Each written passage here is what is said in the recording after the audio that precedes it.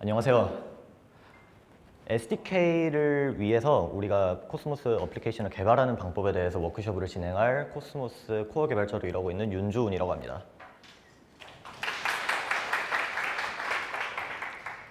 일단 이 중에 개발자분이 몇 명이나 계시나요? 한번 손 들어보시면 좋을 것 같습니다.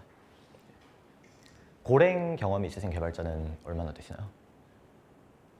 알겠습니다. 일단 이더리움 또는 이오스 등의 여러 스마트 컨트랙 플랫폼들이 있는데 그 플랫폼들을 사용해 보신 분은 알겠지만 우리가 컨트랙을 작성을 해서 그것을 메인넷 위에 올리면 여러 컨트랙이 하나의 메인넷 위에서 돌아가는 구조를 모두 취하고 있습니다. 만약 토큰 컨트랙을 만들어서 이더리움 위에 올리고 또 다른 사람이 예를 들어서 다오 컨트랙 또는 거래소 컨트랙, 덱스 컨트랙을 만들어서 올리면 그것들이 모두 하나의 체인에서 돌아가는 특징을 갖고 있죠. SDK는 그와는 좀 다릅니다. SDK는 기본적으로 한 D앱, 한 블록체인 어플리케이션이 한 블록체인 위에서 돌아가는 구조를 원칙으로 갖고 있습니다. 이것이 가능한 이유는 블록체인 위에 있는 여러 가지 어플리케이션들이 서로 통신할 필요가 있는 경우가 많습니다. 예를 들어서 덱스 컨트랙은 은행 컨트랙에서 돈을 출금해 올 필요가 있을 때가 있고 또 토큰 컨트랙에 은행 컨트랙이 요청을 해서 돈을 전송하도록 요청할 수가 있죠.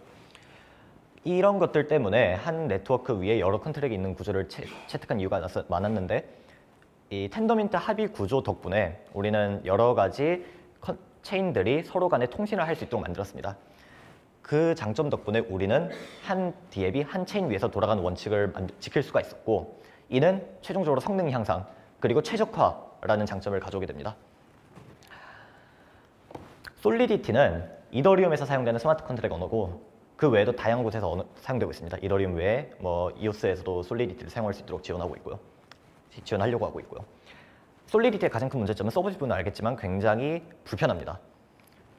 기존에 흔히 쓰이던 언어가 아니기 때문에 솔리디티를 사용을 하게 되면은 낯선 환경, 낯선 개발자 풀에서 이 자원들을 끌어와야 됐죠. 고랭은 기본적으로 다른 프로그래밍 언어와 같은 제너럴 퍼포즈 랭귀지입니다. 고랭을 통해서 이 블록체인 어플리케이션을 개발하게 되면은 기존에 존재하던 라이브러리를, 기존에 존재하던 개발 툴들을 그대로 가져올 수 있는 장점이 있고 물론 개발 인력풀도 훨씬 넓죠. SDK는 모듈러 디벨로퍼먼트를 가능하게 합니다. 다시 솔리디티를 예를 들어보자면 기존에 있던 다른 프로그래머들이 작성했던 라이브러리를 솔리디티에서는 가져오기 매우 어렵습니다. 왜냐면 당신이 가지고 있는 이 스토리시, 접근 권한을 그대로 그 라이브러리한테 넘겨줘야 그 라이브러리를 사용할 수 있는 경우가 많고 그대로 가져와야 되기 때문이죠. 때문에 여러 솔리디티 개발자들은 바퀴를 재발명하는 일이 매우 많았습니다. 이미 존재하던 컨트랙을 자기가 한 번 더 작성을 하고 한 번 더 검토를 해야만 자기의 프로그램에 인클루드 할 수 있게 된 거죠. SDK는 오브젝트 케이퍼빌리티 세큐리티 모델을 통해서 각 모듈이 서로 간에 독립된 공간을 가지고 서로 간에 제한된 방식으로 통신할 수 있도록 했습니다. 이는 낯선 제3자에 의해서 작성된 모듈이라 할지라도 안전하게, 마음 편하게 가져와서 바로 꽂기만 하듯 레고처럼 사용할 수 있는 환경을 제공해 줄 수가 있죠. 모든 블록체인은 기본적으로 상태 변조를 위해 존재합니다. 여러 분산된 기계들이 있을 때 그 기계들 간의 공통된 상태를 복제하고 그것들이 서로 어긋나지 않도록 유지하는 게 비잔틴 폴트 톨레런스 스테이트 레플리케이션 머신인데 그것은 모두 현재 존재하는 모든 블록체인은 키 밸류 스토리로 이루어져 있습니다. 간단히 말해서 하나의 키가 있을 때 거기에 하나의 밸류가 대응되는 그 키와 밸류의 쌍들이 수없이 많이 존재하는 것이죠. 유한합니다, 다만. 그래서 KB 스토어도 우리가 이 블록체인을 사용하는 이 SDK에서도 똑같이 그 KB 스토어라는 키에서 밸류로 가는 모델을 사용을 합니다. KB 스토어는 보시면 아시겠지만 고랭 인터페이스로 구현이 되어 있으며 매우 간단한 메소드만을 구현하고 있습니다. get, hash, set, delete. 특정한 키가 주어졌을 때 그 키에 대응되는 값을 가져오고 키가 존재하는지 확인하고 불리언을 리턴하죠. 그리고 키에 대해서 밸류를 세팅하고 delete는 키를 그냥 제거합니다. 아주 간단한, 이거는 거의 그냥 고랭에 있는 기본 맵과 같이 동작을 한다고 보시면 됩니다. 그래서 이거는 간단한 예시인데요. 스토어를 컨텍스트로부터 가져옵니다. 이 컨텍스트에 대해서 나중에 설명하겠습니다. 스토어를 컨텍스트로부터 가져온 다음에 hello라는 키에 word라는 밸류를 연관시킵니다. 이렇게 한 이후에 스토어 get 메소드를 통해서 hello를 가져오게 되면은 word가 돌려 나오죠. 상식적으로 동작합니다. 그래서 이더리움 또는 이오스에 나오는 컨트랙과 같은 어떤 대응되는 것이라고 볼 수 있는 게 SDK에서의 키퍼입니다. 키퍼는 상태에 의존하지 않는 방식으로 모듈의 기능을 정의하고 저장합니다. 따라서 예를 들어서 가장 많이 쓰이는 키퍼는 뱅크 키퍼인데요. 이것은 토큰 컨트랙하고 비슷합니다. 누가 얼마만큼의 돈을 가지고 있는지, 그리고 이 돈을 누구한테서 누구에게로 옮길 수 있는지, 이 메소드들을 정의하고 보여줍니다. 키퍼는 기본적으로 다음과 같은 값들로 구성되어 있습니다. 먼저 스토어 키입니다. 아까 말씀드렸다시피 이 스토어는 우리가 상태를 변조하기 위해서 사용되는 아주 기본적인 인터페이스입니다. 그것들을 가져오는 키, 말 그대로 열쇠, 권한을 뜻하고요. 메소드는 물론 키퍼는 고랭 스트럭트입니다. 일반적인 구조체이기 때문에 뭐 다른 구조체와 마찬가지로 메소드를 가질 수가 있죠. 그리고 키퍼는 다른 키퍼들을 가질 수 있습니다. 이것에 대해서는 나중에 예시로 설명을 하겠습니다. 우리는 앞으로 지속적으로 한 예시를 가지고 설명을 할 텐데요. 바로 네임 서비스 예제입니다. 네임 서비스는 우리가 뭐 네이버닷컴, 구글닷컴 등을 할 때 실제로는 IP 주소로 이게 변환이 되어서 가는데, 그래서 mydomain.com이라는 게 있을 때 이것은 127.0.0.1이라는 IP 주소에 대응한다. 이 테이블을 가지고 있는 게 기본적으로는 네임 서비스입니다. 이것은 아까 말했던 KB 스토어와 굉장히 잘 맞는 것이기 때문에 이것을 예시로 선정을 했고요. 추가적으로 우리는 블록체인, 그 위에 가상 화폐가 존재하는 환경을 다루고 있기 때문에 이 도메인에 경매를 해서 값을 치르고 다른 사람의 도메인을 사올 수 있는 기능을 추가적으로 구현하겠습니다. 스토어 키는 이 키퍼를 불변하게 유지하는 데 중요한 역할을 담당합니다. 말씀드렸다시피 키퍼는 상태에 의존하지 않습니다. 예를 들어서 우리는 KB 스토어 자체를 키퍼의 이 멤버 변수로 가지고 있을 수도 있을 것입니다. 그렇게 되면 문제점은 다음과 같이 발생합니다. 예를 들어 트랜잭션이 실패했을 때, 뭐 수수료가 부족하거나 아니면 뭐 중간에 어떠한 알 수 없는 에러가 생겼을 때 이 트랜잭션 내 상태 변화는 모두 리버트 돼야 됩니다. 그것을 만약에 이 키퍼가 스토어를 그대로 들고 있었다면 모든 상태 리버트 작업을 매뉴얼하게 해줘야 되며, 특히 그렇게 되면 우리 아까 그 모듈러 방식이 해치워지게 됩니다. 각 키퍼가 상태의 변조를 모두 완전히 담당을 하고 있기 때문에 권한이 너무 막강해지는 거죠. 간단히 얘기하면. 그렇기 때문에 우리는 키퍼에 오직 키만을 저장합니다. 이것은 스토어를 가지고 올 수 있는 권한을 의미합니다.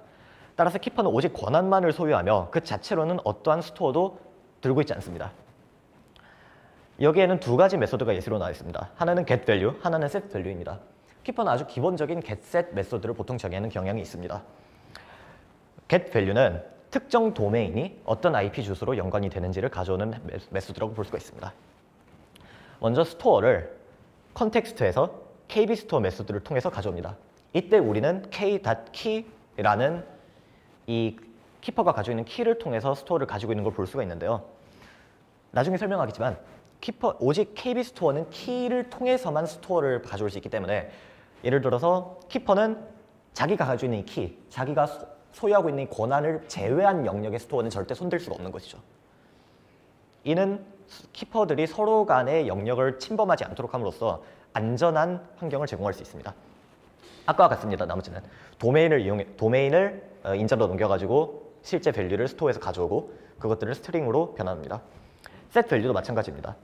이때는 저장되어 있는 밸류를 가져오는 게 아니고 밸류를 세팅하는 거를 뜻하는데요.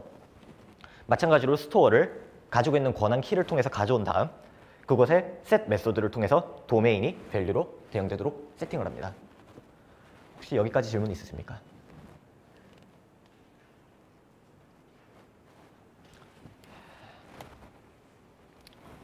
해서 아까 비슷하게 동작을 합니다. set value 메소드는 mydomain.com에서 127.0.0.1로 매핑을 세팅하고 그 다음에 get value를 통해서 mydomain이 어디로 대응제지를 가져오게 되면은 127.0.0.1이 나오게 되죠.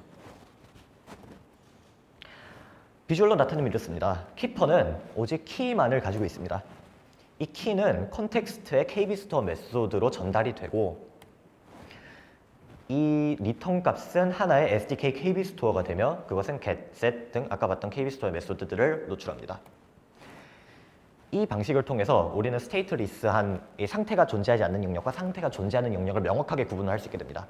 키퍼는 불변합니다. 키퍼는 스트럭트이지만 그것은 블록체인이 실행되는 동안 절대로 변경되지 않고 그것은 다만 가능한 상태 변조의 방법을 기술할 뿐입니다. 모든 상태, 모든 가능한 상태는 이 컨텍스트에서만 가져올 수 있습니다.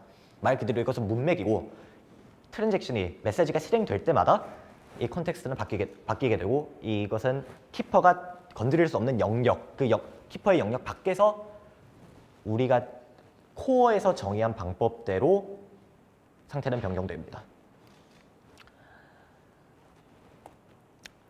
또한 스토어 키는 독립된 스토어를 유지하는 데도 도움을 줍니다. 예를 들어서 우리는 모듈이 하나만 있는 환경을 생각할 필요가 없습니다.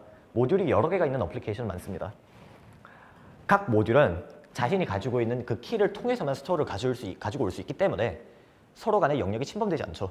이는 오브젝트 케이퍼빌리티 세큐리티라고 불리는데 간단히 말해서 그 키를 소유하고 있어야만 키에 접근할 수 있다는 겁니다. 반대로 말하면 키를 소유하지 않고 있다면 그 스토어에 접근할 수 없다는 겁니다.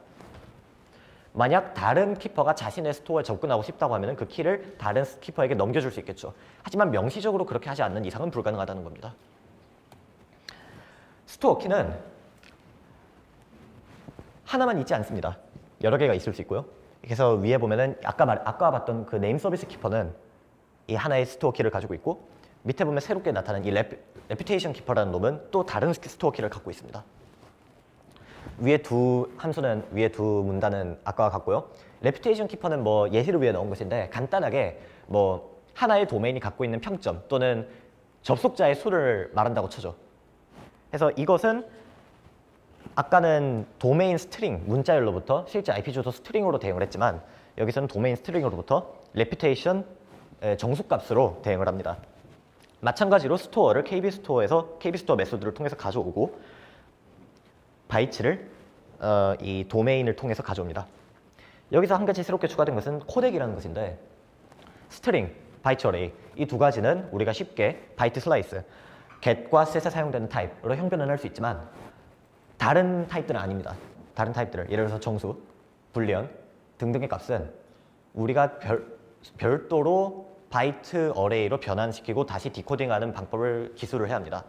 우리는 독자적인 타입 규격, 고아미노라는 것을 만들었으며 그것은 기본적으로 프로토버프 규격의 인터페이스 지원 등 블록체인에 필요한 기능들을 몇 가지 추가한 것입니다. 그래서 아주 간단하게 사용할 수 있습니다.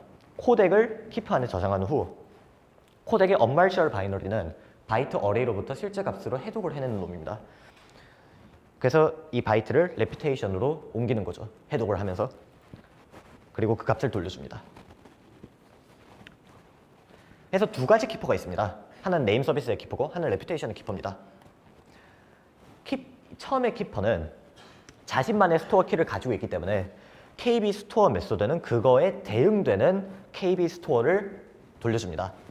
그러나 레퓨테이션 키퍼는 또 다른 별개의 스토어 키를 가지고 있기 때문에 콘텍스트의 KB 스토어 메소드는 그에 대답하여 그에 맞는 KB 스토어를 돌려줍니다.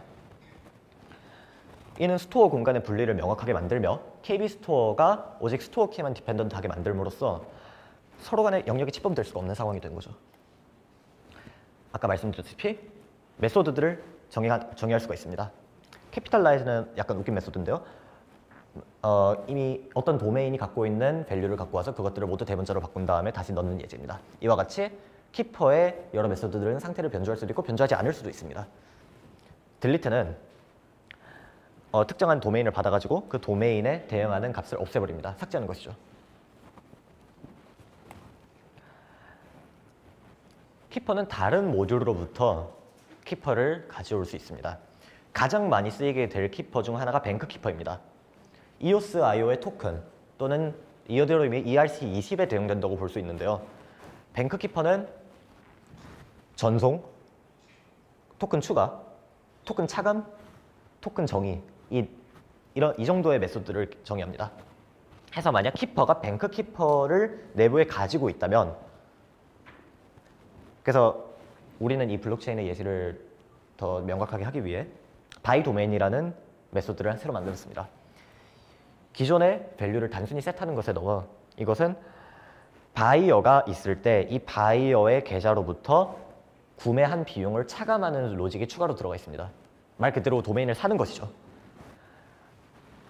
해서 아까 봤던 그 set value 이 라인은 같고요. 다만 그 밑에 K 안에 있는 뱅크 키퍼 필드에 서브트랙트 코인스를 호출을 합니다. 이 서브트랙트 코인스는 바이어 이 토큰 시그니처 메소드 시그니처를 보시면 나오듯이 바이어의 계좌로부터 코인스를 차감하는 역할을 합니다.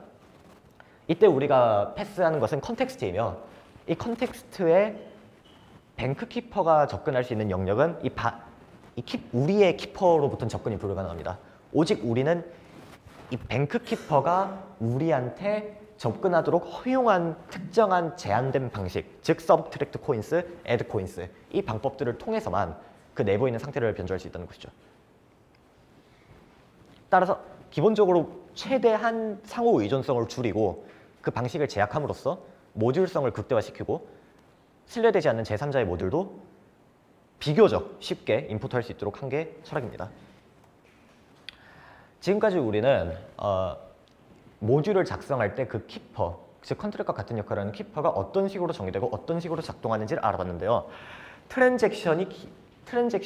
블록체인과 마찬가지로 트랜잭션이 블록체인 들어와서 실행되는 방식으로 유저들은 인터랙션을 합니다. 이 트랜잭션은 이더리움이나 다른 트랜잭션과 약간 다른 점이 있습니다. 먼저 우리는 스탠더드 트랜잭션이라는 놈을 정의를 합니다. 스탠더드 트랜잭션은 곧 안티 핸들러라는 놈으로 넘어가는데요. 여기서 안티는 그 포커 용어에서 나온 겁니다. 그래서 판돈을 걸 때, 한 번 판돈을 걸면 그것은 다시 취소할 수가 없습니다. 우리가 트랜잭션을 날리면 그것에 나타나는 최소한의 노력, 최소한의 수수료는 한 번 차감되고 다시는 회복되지 않습니다. 그런 식으로 안티 핸들러는 트랜잭션의 실행에 필요한 가장 기본적인 오퍼레이션들, 예를 들어 시그니처 서명 확인, 수수료 차감, 그리고 시퀀스 확인 등의 정말 기본적인 절차들을 거칩니다. 이후 안티 핸들러가 올바르다고 대답을 하게 되면은 메시지들이 차례차례로 실행이 되고요. 그것들은 핸들러들에 의해 실행이 됩니다. 그래서 이게 SDDTX의 정의입니다. 본질적으로는 메시지의 나열입니다.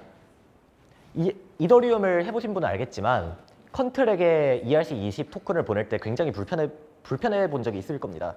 그렇게 하려면 먼저 토큰 컨트랙에 이 컨트랙이 나로부터 토큰을 가져갈 수 있다는 것을 허용해줘야 되고 그 다음 실제로 그 컨트랙이 내 계좌에서 토큰을 꺼내 가도록 해야 합니다. 즉 두 번의 트랜잭션이 연관되는 것이죠. 그런 귀찮음을 방지하기 위해 우리는 한 트랜잭션에 여러 가지 메시지들이 포함될 수 있도록 했습니다. 그리고 뭐 당연한 것들, 수수료, 서명, 그리고 추가적인 메모 같은 것들이 포함이 되어 있고요.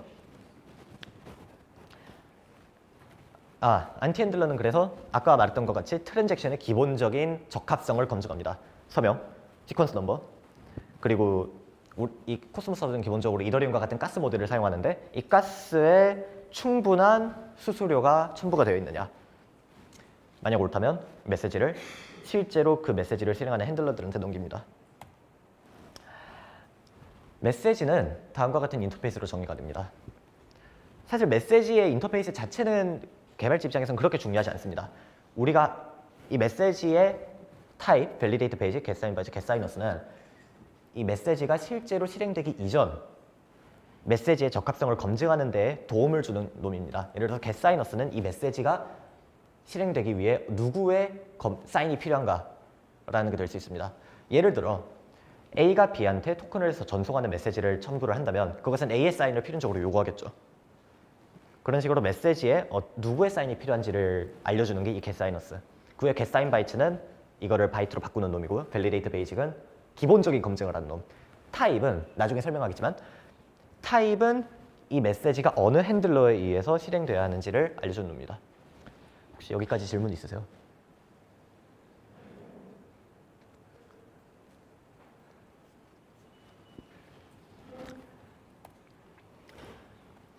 그래서 아까 그 키퍼에 들어가는 메시지 중 하나인 메시지 바이 도메인 구조체를 보시겠습니다. 간단합니다. 도메인을 얼마에 누가 사겠다. 그리고 그 도메인이 가리키는 값은 무엇으로 설정을 하겠다. 이런 데이터들이 가지고 있는 것, 이런 데이터를 포함하고 있는 메시지고요. 메시지는 type, getSign bytes, validate page, getSigners의 기본 이 메소드들을 구현하고 따라서 아까 봤던 이 메시지를 구현하게 됩니다. 그래서 validate page는 정말 기본적인 것들만 검증을 합니다. 이 바이어 어드레스가 그냥 실수인지 오류인지 모르겠지만 어쨌든 빈 문자열인가, 그리고 빈 문자열이라면 에러를 돌려준다. 아주 기본적인 것들이죠.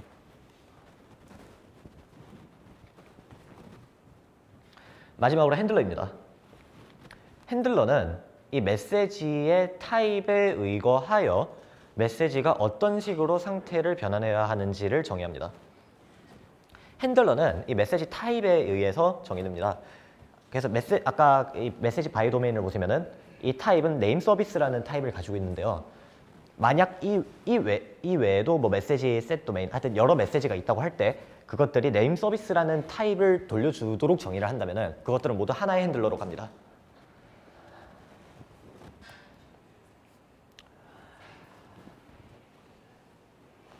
핸들러는 키퍼를 갖고 있습니다.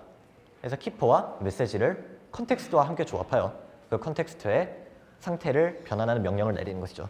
최종적으로 돌려주는 것은 SDK 리절트입니다. 다음과 같습니다. 가스를 얼마나 원했다, 가스를 얼마나 썼다, 수수료를 얼마나 썼다, 그리고 뭐 만약 이게 뭐 특정한 값을 돌려줘야 되는 트랜잭션이라면 어떤 값을 돌려주겠다, 그리고 에러가 있다면 에러는 어떤 에러가 만들어졌다. 트랜잭션이 실행되고 나서 사용자한테 돌려줘야 될 값들을 정의를 하고 있죠. 그래서 example 핸들러를 보실 텐데요. 지금 우리는 하나의 메시지만 보고 있지만 실제로는 여러 타입의 메시지가 있을 수 있습니다. 이 모든 것들을 처리하기 위해서 주로 사용되는 방법이 스위치, 타입 스위치를 이용해가지고 각 메시지별로 함수를 호출하는 건데요. 그래서 이거는 기본적으로 new 핸들러를 돌려주는 핸들러고 로직 자체는 여기에 정의가 되어 있습니다. 그래서 아까 우리가 키퍼에 기본적으로 값을 어떻게 가져올 것인가, 값을 어떻게 세팅할 것인가, 그런 아주 기본적인 것들만 정의를 했다면 핸들러는 그것을 실제로 어떻게 활용을 해서 이 메시지를 해석할 것인가를 정의합니다. 그래서 뭐 조건문이 있습니다. 네가 돈을 적게 냈다면 나는 이 트랜잭션을 실행시키지 않을 것이다 하는 조건문도 있고, 기존 상태에 기존의 이 도메인을 누가 가지고 있었는지를 알아오는 것도 있고, 또 이 다른 키퍼의 이 키퍼 안에 들어있는 다른 키퍼를 호출할 수도 있으며 값을 세팅할 수도 있죠. 그래서 이 모든 것들을 조합하여 실제로 메시지를 변환하는 게 바로 핸들러의 역할입니다. 그래서 여러분이 만약 모듈을 설계한다고 하면은 여러분이 작성할 것들은 기본적으로는 두 가지입니다. 핸들러 그리고 키퍼. 전체 다이어그램을 그려보면 이렇습니다.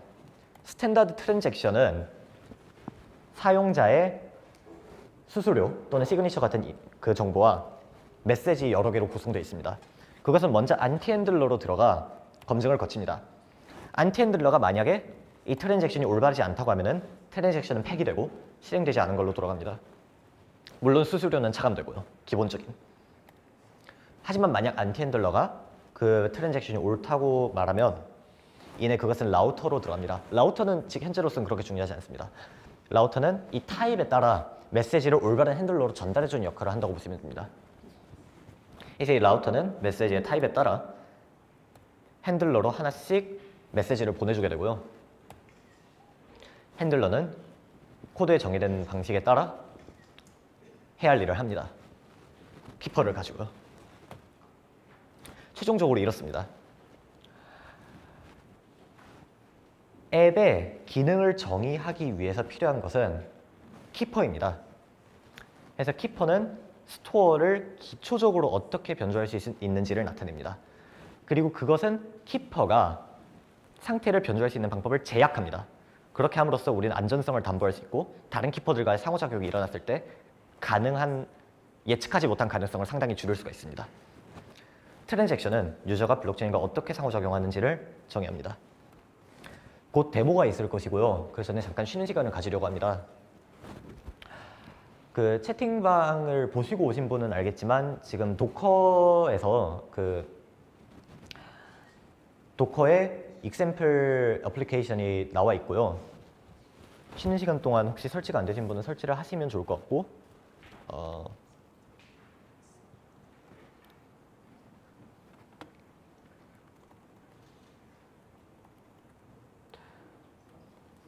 설치하는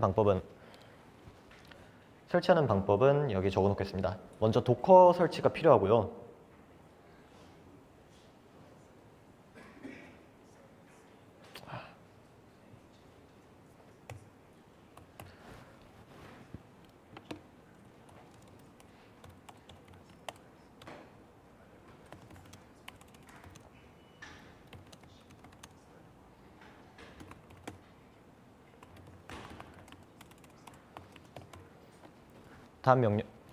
다음 명령어로 이 도커의 컨테이너를 가져올 수 있습니다. 한 약 10분, 15분 정도간 쉬고 다시 돌아오겠습니다. 프레젠테이션은 끝났고, 혹시 가이아디 직접 돌려보신 분 있으세요? 테스트넷이나 아니면은 뭐. 저희가 지금 할 것은 아까 그 네임스페이스 어플리케이션을 실제로 각자 노트북에서 돌려보고, 뭐 도커가 안 깔려 계신 분들도 여기 직접 제가 돌려볼 테니 보시면 되고요. 그래서 모사이드 슬래시 SDK 슬래시 SDK example 0.2 버전으로 다운 받으시면 됩니다. 그 추가적으로 그 올리는데 약간의 문제가 있어가지고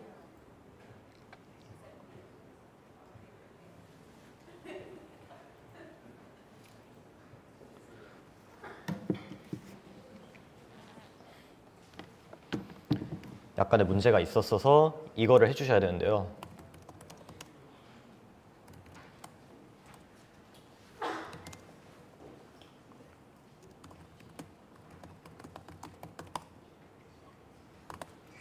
루트로 가셔서 source.profile을 쳐주세요.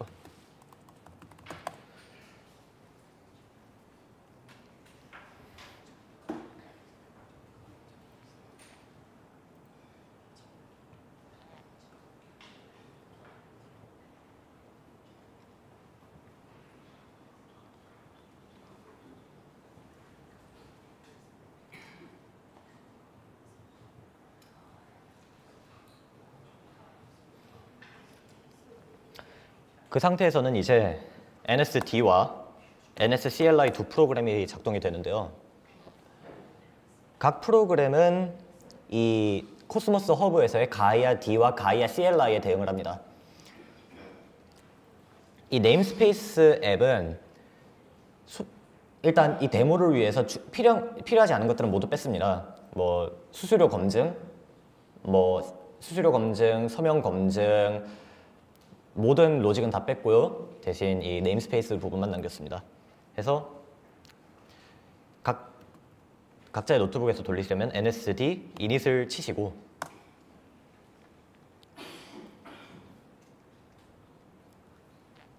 그 다음에 NSD start를 치시면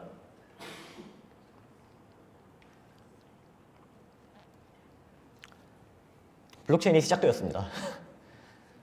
텐더민트는 이 프루프 오브 스테이크 모델로 작동이 되는데 지금 작동하고 있는 것은 스테이킹 로직은 전부 다 뺐기 때문에 본인의 컴퓨터가 100%의 투표권을 가지고 있는 1인 노드 블록체인으로 지금 운영이 되고 있는 겁니다.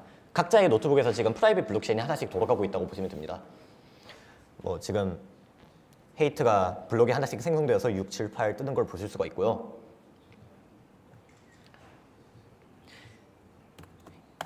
NSD가 이 블록체인을 실행시키는 거라고 하면은 NSCLI 클라이언트는 이 데몬에 접속을 해서 트랜잭션을 날리거나 필요한 정보를 얻어오는 그런 역할을 합니다.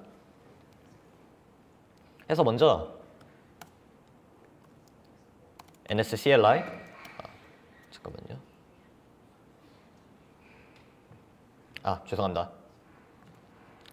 실행을 할 때 nohop NSD start n으로 실행시켜주세요. 이렇게 해야 백그라운드에서 프로세스가 돌아가면서 추가적으로 우리가 CLI로 접근을 할 수 있게 됩니다.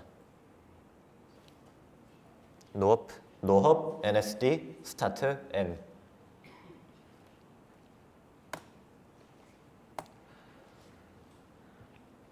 그렇게 되면 블록체인이 이제 앞에는 나오지 않지만 돌아가고 있게 되고요.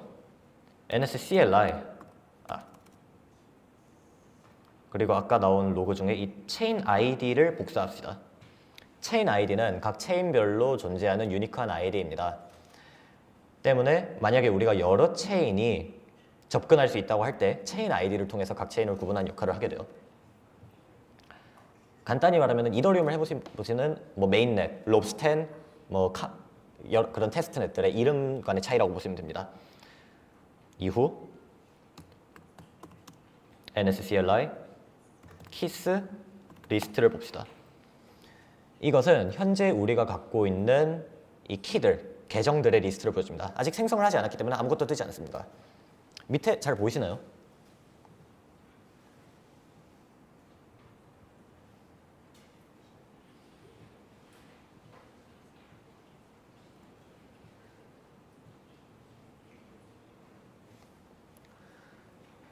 리스트를 아직 실행을 해도 아무것도 뜨지 않습니다. 이제 우리가 새로운 키를 생성해 보도록 하겠습니다. 블록체인 지갑을 하나 만드는 겁니다. nscli keys add 그리고 아무 이름이나 myKey 8자 이상의 암호를 입력해 주시고요. 그 밑에 뜨는 것이 이제 복구 키워드입니다. 지금은 보안 걱정은 아무것도 없이 그냥 막 하셔야 됩니다. 어차피 예시니까. 만약에 실제 메인넷에서 어카운트의 비밀번호 또는 어카운트의 데이터를 잃어버렸다고 하면 저 밑에 뜨는 영문자들이 유일한 방법이 됩니다. 계정을 복구하기 위한. 그렇게 되면 이제 nscli keys 리스트를 치면 myKey가 뜨는 걸 볼 수가 있죠.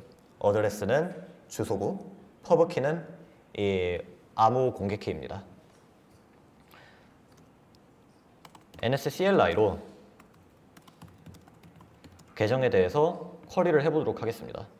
그래서 어드레스를 복사해 주시고 어드레스를 복사해 주시고 체인 id에 이 체인 id를 붙입시다. 이때 우리는 이 인터널 에러가 나오게 되는데요. 간단히 얘기하면 현재 이 계정에 대한 정보가 없다는 겁니다. 우리가 계좌를 만든 것은 이 클라이언트 사이드, 이 접근하는 사이드에서만 이 계정을 만든 것이지 아직 블록체인에는 이 계정에 대한 데이터가 전혀 기록되지 않다는 것입니다. 그렇다면 이 계정에 돈을 좀 넣어야겠죠. request coins 명령을 통해 뭐 10아톰을 우리가 요청을 해봅시다. 원래대로라면은 이 실제 블록체인에서는 우리가 수수료를 내야만 트랜잭션을 포함시킬 수 있기 때문에 누군가가 당신 계정으로 돈을 보내주기 이전까지는 그 계정을 사용해서 블록체인에 접근할 수가 없습니다. 그러나 지금 우리는 그 모든 로직을 제거했습니다. 이와 같이 이 SDK 위에서의 모든 수수료 또는 그런 기본적인 것들과 관련된 로직들도 모두 어플리케이션, 프로그래머의 역량에 따른 것이기 때문에 만약 원하신다면 EOS와 같이 그 컨트랙이 가스를 일정량 들고 있으면 대역폭을 사용할 수 있는 모델 등등 다양한 수수료 모델을 직접 코딩해서 적용할 수가 있습니다. 여기서는 아무런 모델이 없는 상황이고요. 그리고 tx에 from을 myKey 아까 그 친 키 이름으로 합시다. 체인 id를 테스트 체인 x 제 경우에는 xngu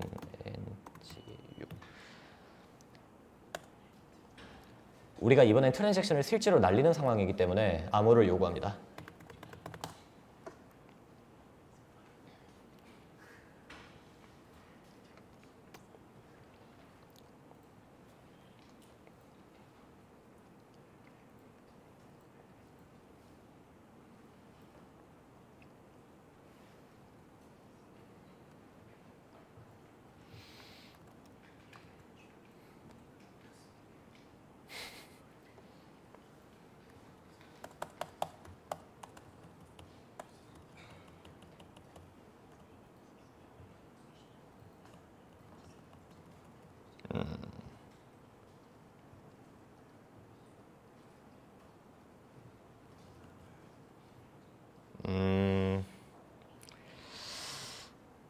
지금 이게 프리즈를 먹었는데 잠시만요.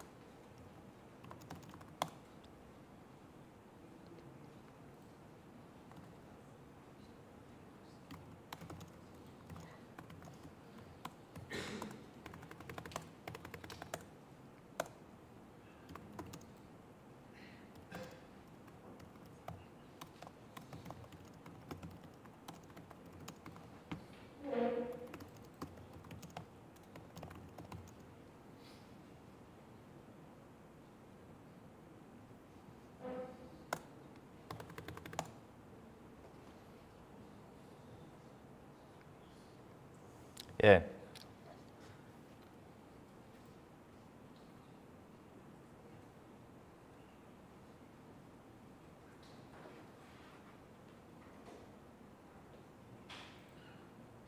보시는 것과 같이 이 트랜잭션이 성공적으로 블록체인에 포함이 되게 되면 지금 이와 같은 경우에는 10번째 블록에 커밋이 되었는데요.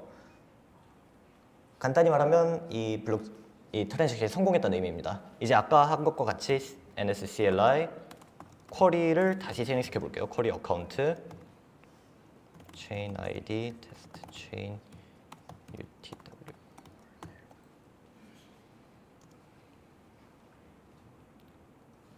우리는 지금 파우셋으로부터 코인을 몇 개 받았기 때문에 우리 계정에 대한 정보가 블록체인에 기록이 되었고, 따라서 다시 한번 쿼리를 날려보게 되면은 성공적으로 계정에 대한 정보가 뜹니다. 가지고 있는 코인이 얼마나 있냐고 보면은 아톰이 10개 있다고 뜨네요. 이는 아까 우리가 파우셋에 10개 아톰을 요청했기 때문입니다. 이제 이렇게 주어진 아톰을 가지고 도메인을 살 수가 있게 됩니다. NSCLI tx by domain. 도메인은 mydomain.com. 그 실제 값은 127.0.0.1. 얼마나 지불할 것인지는 5아톰만 지불한다고 해보죠. 그리고 나머지는 같습니다. 어느 계정에서 할 거냐? myKey. 어느 체인이냐?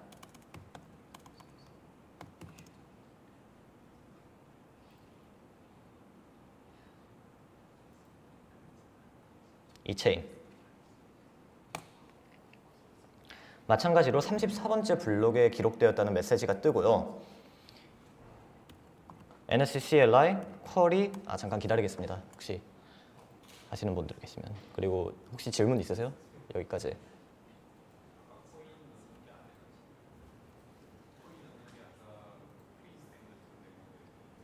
이유는 모르겠습니다. 아마도 가야 D가 중간에 멈췄을 것 아니 그 NSD가 중간에 멈췄던 것 같은데요. 그 프리징이 돼가지고 정확하게 알 수는 없네요.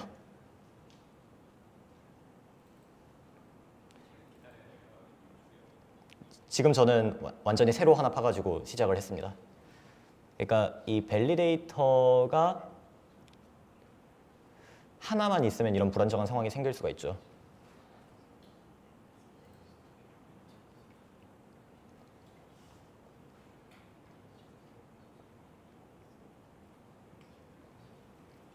예.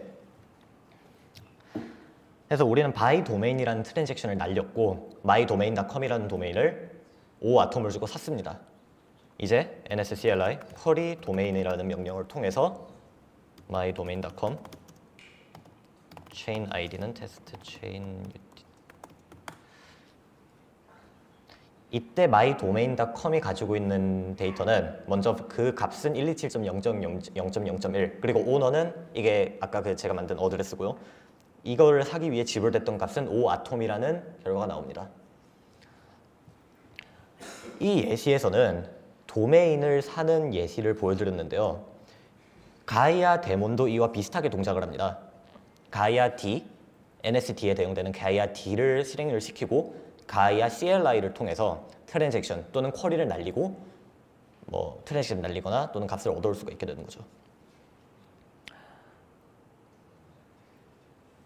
만약에 아까 그 코드를 보시면 아시겠지만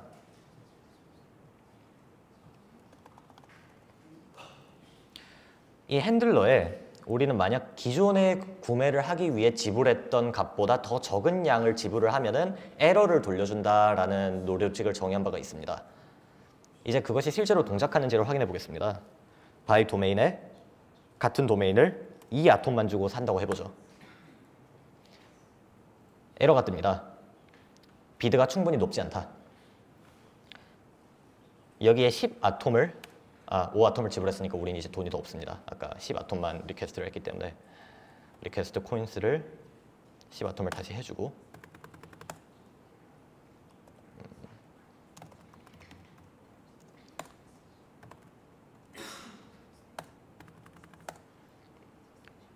시퀀스는 순서대로 증가를 해야 되기 때문에 그렇습니다. 예.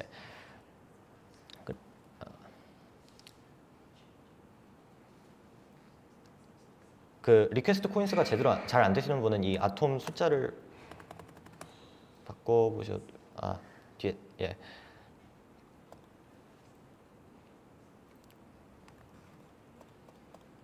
이 바이 도메인 명령을 10아톰 즉 처음 지불됐던 5아톰보다 더 높게 지불을 하면은 정상적으로 트랜잭션이 작동되는 것을 볼 수 있습니다. 이러한 모든 로직들은 이 키퍼 안에 정의가 된다는 것이고요. 이 키퍼를 핸들러가 어떻게 다루느냐에 따라서 그런 예외 상황들 또는 뭐 에러를 돌려줘야 할 상황들을 규정을 할 수가 있습니다. 여기까지가 데모였고요. 마지막으로 질문 있으시면 듣고 마무리하겠습니다. 네, 논수입니다. 같은 메시지일 경우에는 사인이 구분이 되지 않기 때문에 시퀀스를 계속 증가시켜줘야 되고요. 같은 메시지가 아닐 경우라도 사실 시퀀스는 계속 증가가 돼야 됩니다. 그거는 예를 들어서 현재 코스모스 허브와 같은 경우에는 그 어스 모듈의 안티 핸들러 이 안티 핸들러에서 그거를 검증을 하는데요. 시퀀스를 우리는 지금 안티 핸들러를 아예 없앴기 때문에 만약 메시지를 바꾸게 되면 쉽게 그거를 회피할 수가 있게 된 것이죠. 편법적으로. 실제로는 시퀀스가 지속적으로 일씩 증가를 해야 합니다. 그게 사실 힘든 문제예요. 그래서 예를 들어서 지금 우리는 한 명의 밸리데이터를 상대로 상정을 하고 있기 때문에 만약 업그레이드가 필요하다 그러면은 노드를 일단 닫고 서비스의 중단이 있겠지만 노드를 닫고 소프트웨어를 바꾼 다음 다시 노드를 런치할 수 있을 겁니다. 하지만 만약 코스모스 허브처럼 100명의 밸리데이터가 있을 경우에는 반은 새로운 소프트웨어로 업그레이드를 했는데 반은 업그레이드를 하지 않았다. 그럼 이제 합의 실패가 일어나는 거죠. 서로 다른 로직을 갖고 있으니까. 이것은 사실 인간의 협동 문제입니다. 코드나 그런 것에 의존하기보다는요. 그래서 거버넌스를 통해 정확히 이 밸리데이터들이 코드를 업그레이드하는 것에 동의한다는 것을 투표하고 그것이 통과됐을 경우에만 소프트웨어를 업그레이드하는 방식으로 문제를 해결할 수가 있습니다. 코스모스는 이 텐더민트 합의 알고리즘을 쓰는데 텐더민트의 가장 큰 장점이라고 제가 개인적으로 생각하는 것 중에 하나는 완결성이 이루어진다는 겁니다. 1블록 파이널리티가 보장이 돼요. 예를 들어서 비트코인 같은 경우에는 써보신 분은 알겠지만 10블록 또는 지금은 많이 줄어들었지만 예전엔 10블록, 20블록을 기다려야만 내가 제출한 트랜잭션이 올바르다는 것을 확률적으로 담보할 수 있었어요. 하지만 텐더민트는 합의 알고리즘 상 그것이 뭐 아무리 해시 파워가 많든 적든 상관없이 무조건 1블록만의 파이널리티가 결정이 됩니다. 이것이 뭘 의미하느냐 하면 여러 개의 텐더민트 기반 체인이 있을 때 한 체인은 다른 체인을 확률적이지 않은 무조건적인 파이널리티를 보장을 하면서 읽을 수가 있다는 것이죠. 기본적으로는 라이트 클라이언트로 작동을 합니다. 구체적인 것을 건너뛰고 이 IBC 프로토콜이 그것을 정의하고 있으며 IBC 프로토콜은 텐더민트 합의 알고리즘 위에 만들어진 여러 앱들이 서로 어떻게 통신을 하는지를 규정한 겁니다. 현재 구현 중에 있고요. 이것은 아마 코스모스 허브 런칭 이후에 구현이 완료될 예정이고 그래서 IBC를 통해서 각 체인이 서로 간에 연결을 함으로써 데이터를 보내고 받을 수가 있습니다. CLI 코드는 약간 잠시만요.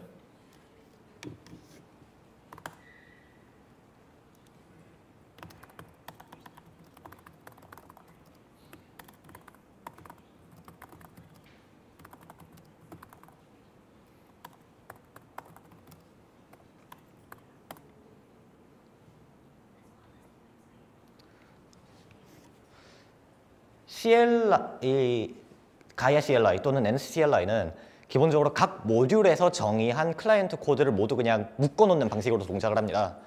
그래서 그냥 예를 들어서 NSCLI TX NSCLI TX by domain이라는 명령이 왔을 때는 그것을 이 get cmd by domain이라는 곳에 있는 커맨드로 넘겨주기만 합니다. 일단 그래서 그 로직 자체는 여기에 정의가 되어 있고요. 그래서 이것은 일반적인 고랭 커맨드 라인 프로그램 만드는 거하고 비슷합니다. 다만 우리는 텐더민트와 코스모스에서 제공하는 헬퍼 함수들을 이용해서 훨씬 쉽게 그런 블록체인과의 연동을 그냥 함수 콜 하나만으로 작동을 할 수가 있는 거죠. 그래서 보면 코드 자체의 길이는 매우 짧습니다. 보시다시피 그냥 사용자로부터 플래그 몇 개 입력받아가지고 그거를 메시지로 변환한 후 그냥 브로드캐스트 합니다. 그래서 CLI를 만드는 것도 굉장히 간단하고, 다만 이것은 고랭에 대한 소프트이기 때문에 예를 들어서 자바스크립트나 또는 모바일 환경 또는 그런 데서는 이게 힘든 부분이 있죠. 들어주셔서 감사합니다.